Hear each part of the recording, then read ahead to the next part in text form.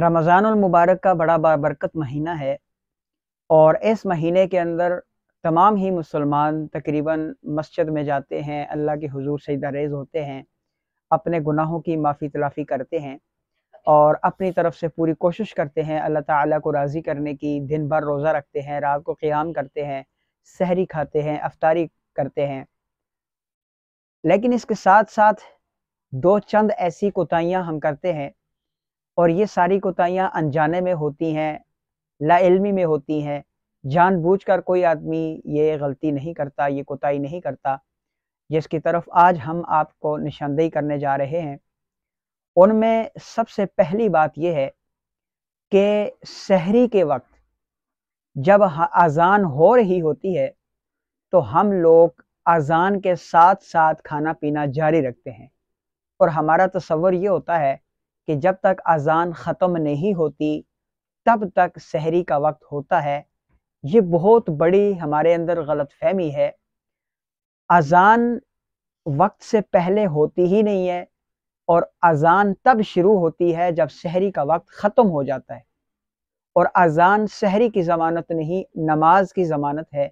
نماز کے وقت داخل ہونے کا اعلان ہوتا ہے تو اذان سے کم از کم 5 منٹ پہلے آپ لوگ سحری ختم کر کے پانی وغیرہ، کلی وغیرہ، مسواک جو بھی کرنا ہو وہ کر کے اپنا روزہ بند کر دیں۔ دوسری بات یہ ہے کہ جب ہم نماز تراویح کی طرف جاتے ہیں تو تراویح کے لیے جب ہم جاتے ہیں تو عشاء کی نماز میں بسا اوقات فرض نماز رہ جاتے ہیں۔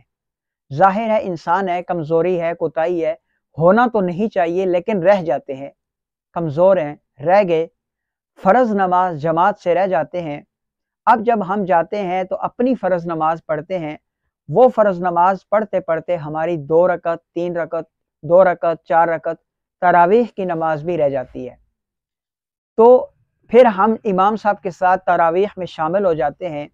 امام صاحب تراویح ختم کرتے ہیں اور اعلان کرتے ہیں صلاۃ الوتر، تو اس وقت ہم پیچھے ہٹ جاتے ہیں اور اپنے اکیلے وتر پڑھتے ہیں۔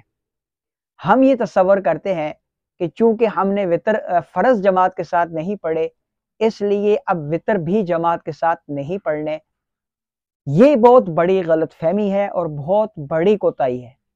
آپ کے اگر سستی کی وجہ سے، کاہلی کی وجہ سے کوتاہی ہو گئی ہے، کسی وجہ سے، مجبوری کی وجہ سے فرض جماعت سے رہ گئے ہیں، تو کم از کم آپ کے فرض جماعت سے جان بوجھ کے نہیں چھوڑے، رہ گئے ہیں، اب آپ وتر تو جان بوجھ کر کے نہ چھوڑیں، وتر جماعت کے ساتھ پڑھیں، امام صاحب کے ساتھ پڑھیں، اور یہ رمضان المبارک کے جو وتر ہیں یہ جماعت کے ساتھ پڑھنے چاہیے۔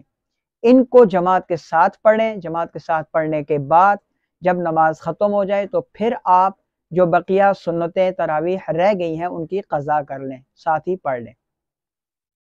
اور اسی طرح تیسری کوتاہی، ہم جب تراویح پڑھتے ہیں، 4 رکعت نماز صلاۃ التراویح کے بعد پڑھتے ہیں سبحان ذی الملک والملکوت سبحان ذی العزت والعظمت، یہاں پر ہم غلطی کرتے ہیں، والعظمت پڑھتے ہیں۔ یہ لفظ عظمت نہیں ہے، ضاد کے اوپر جزم کی صورت میں نہیں ہے بلکہ ضاد کے اوپر زبر کی صورت میں ہے، والعظمت، اس کو یوں پڑھنا چاہیے۔ اس میں معنی کے اندر بھی بہت بڑی تبدیلی آتی ہے۔ لہٰذا ہمیں جو بھی مسائل ہوں، رمضان کے مسائل ہوں، تراویح کے مسائل ہوں، روزے کے مسائل ہوں، روزہ کن چیزوں سے ٹوٹتا ہے، کن چیزوں سے نہیں ٹوٹتا، یہ بہت زیادہ مسائل ہیں جو عوام کو پتہ ہی نہیں ہے۔ لہٰذا ان مسائل کو سیکھ کر چلنا چاہیے۔ اللہ تعالی ہمیں عمل کرنے کی توفیق عطا فرمائے۔